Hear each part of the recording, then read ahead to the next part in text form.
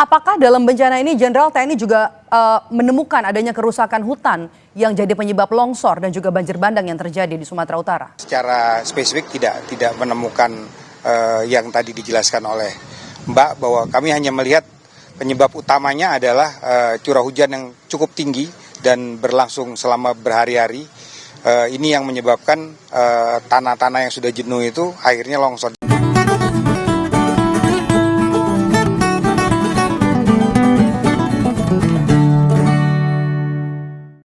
Hari ini Om Begawan masih akan bicara tentang bencana di Sumatera.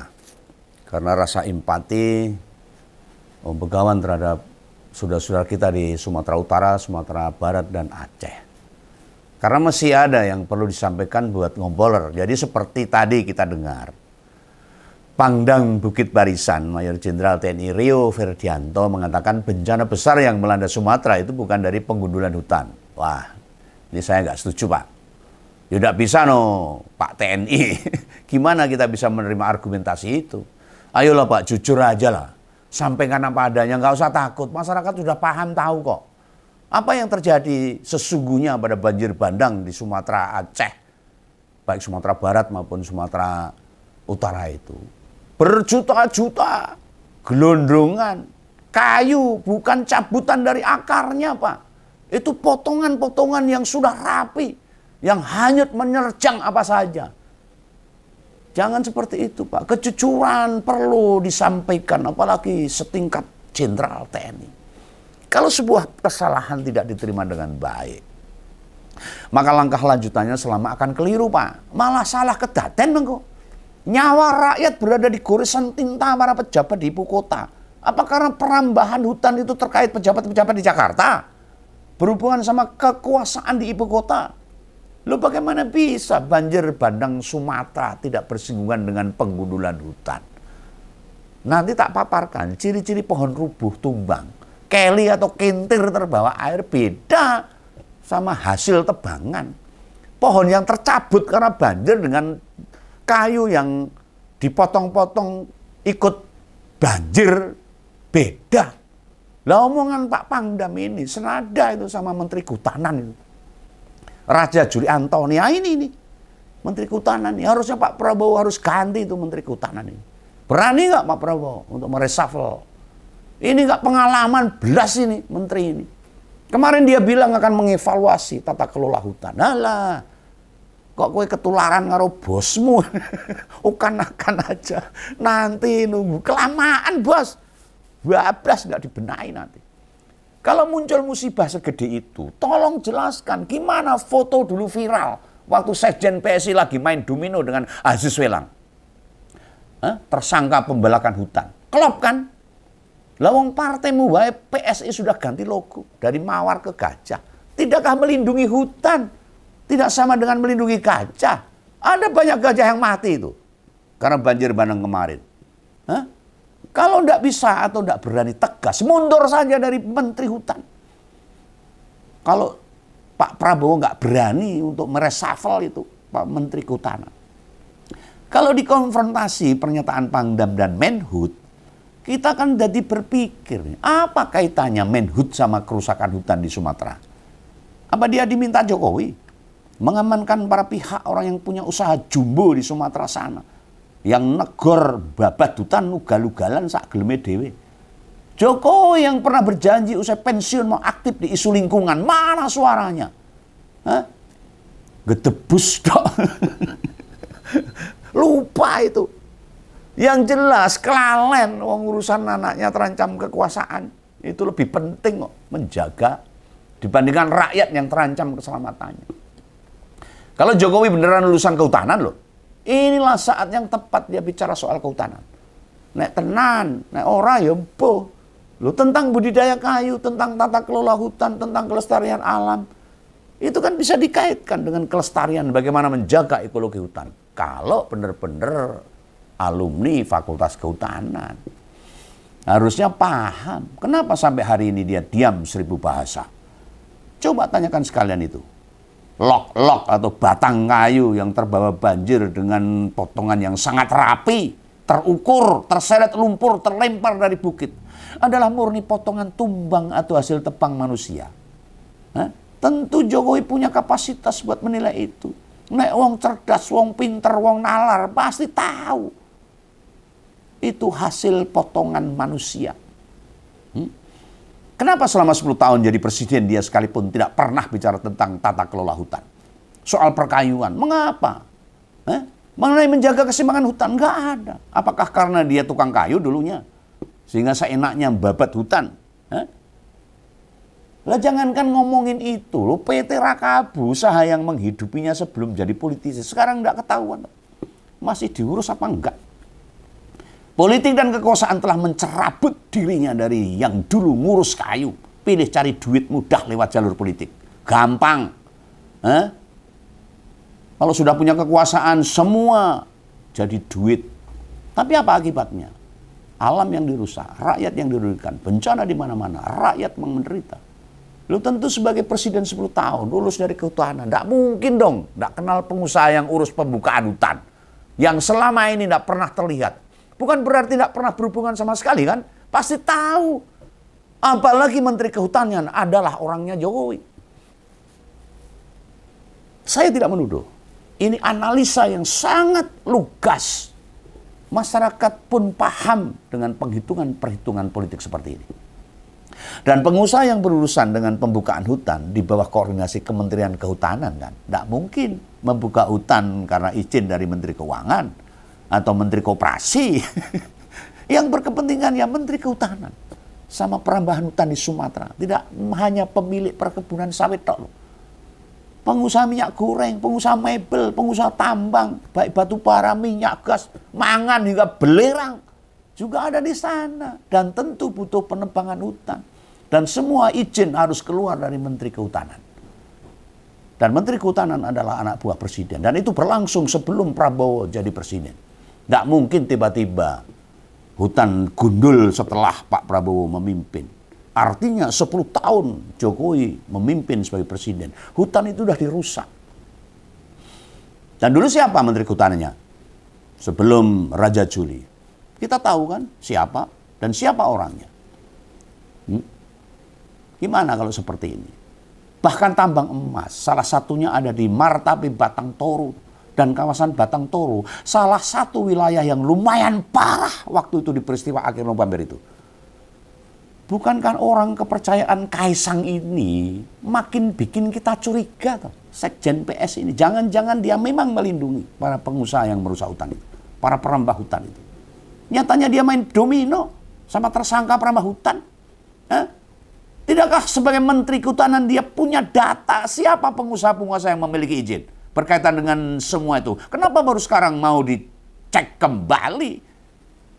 Bohong ya, ojo kebangetan toh bos-bos. Masyarakat itu banyak yang pintar sekarang.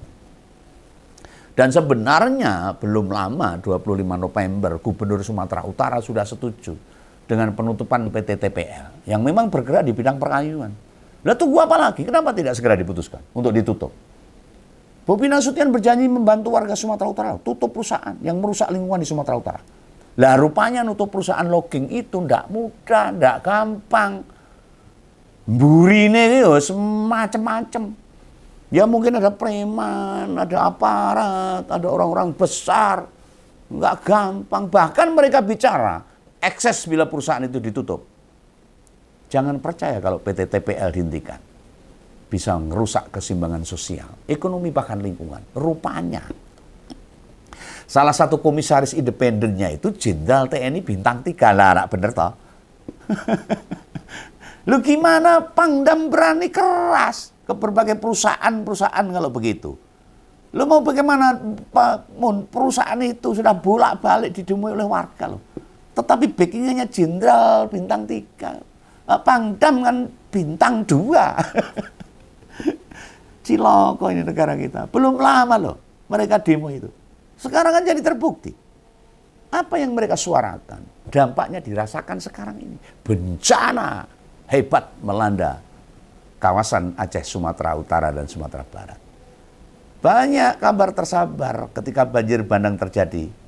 Beribuan batang pohon terseret derasnya air. Dan saat banjir mereda di segala tempat, Selalu terdapat batang pohon, gelondongan, irisan yang rapi. Bagaimana bisa TNI menyatakan tidak ada penggundulan hutan?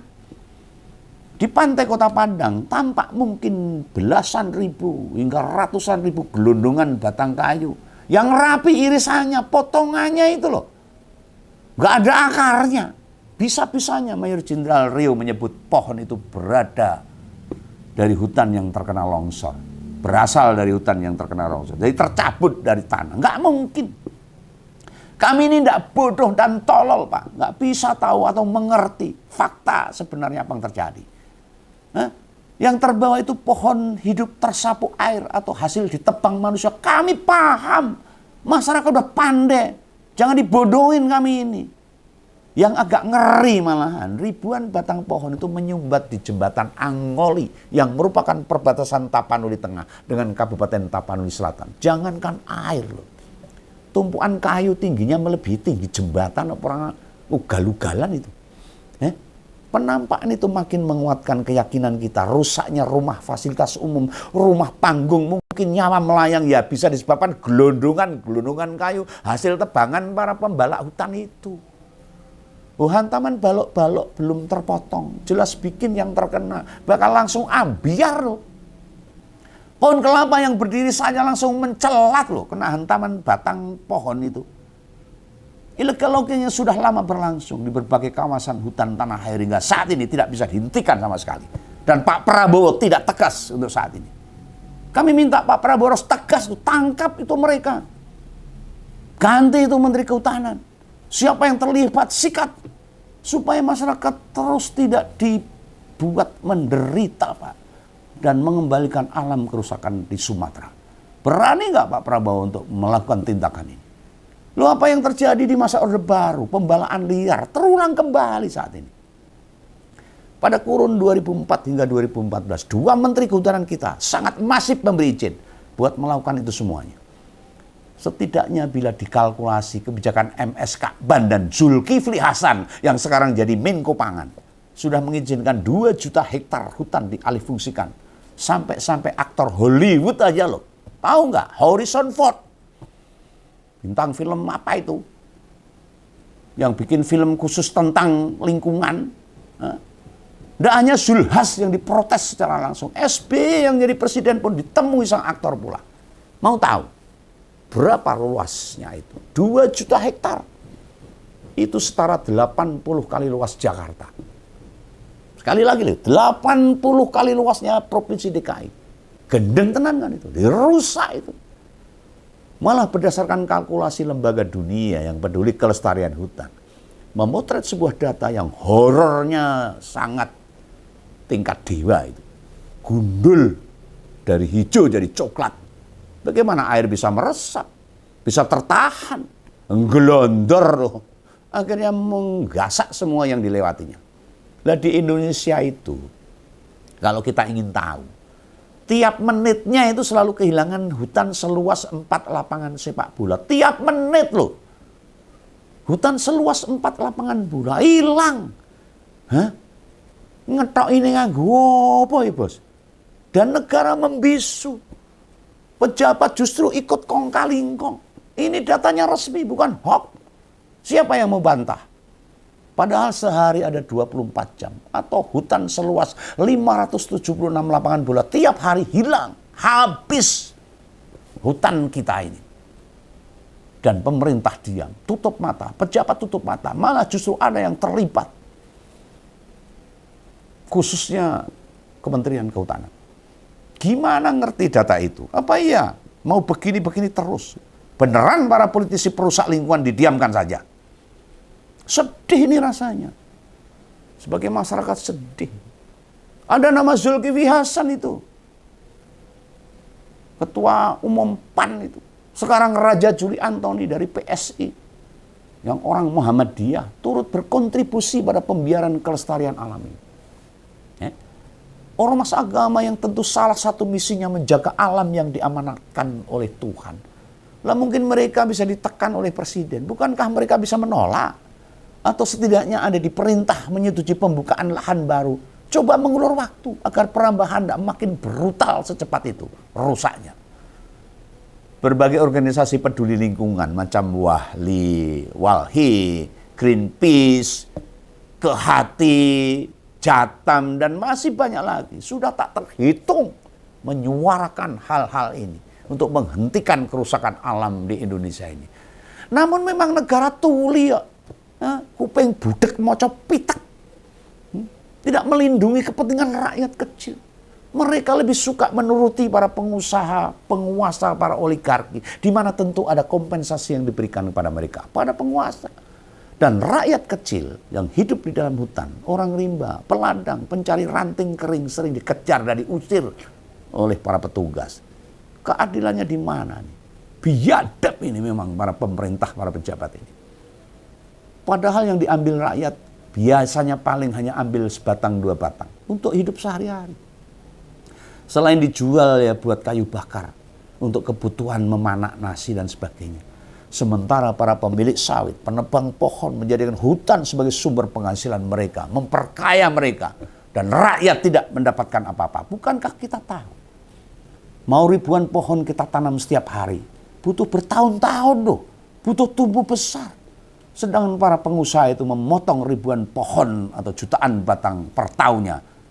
Sebuah komparasi yang sangat kontradiktif. Mau sampai kapan pemerintah diam? Mau sampai kapan politisi-politisi? Mana itu rasa nasionalis para politisi itu? Nonsen. Hanya suara Anda aja yang keras. Tetapi tidak ada realisasinya untuk menghentikan semuanya.